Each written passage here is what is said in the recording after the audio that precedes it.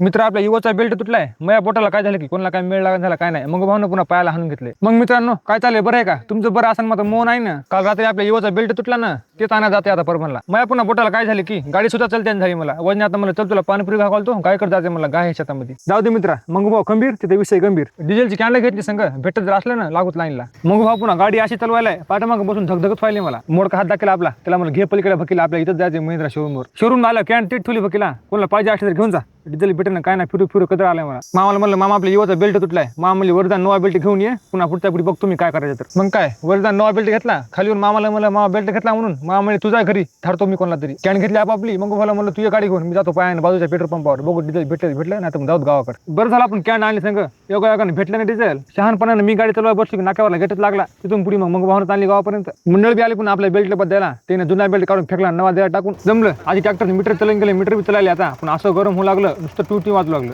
धन्यवाद मंडळ, तुमच्यामुळे घंट्याचं काम मिनिटातच झालं आमचं. हे व्हिडिओ बघितल्याबद्दल धन्यवाद मित्रांनो. असाच पुढचा व्हिडिओ बघायला या.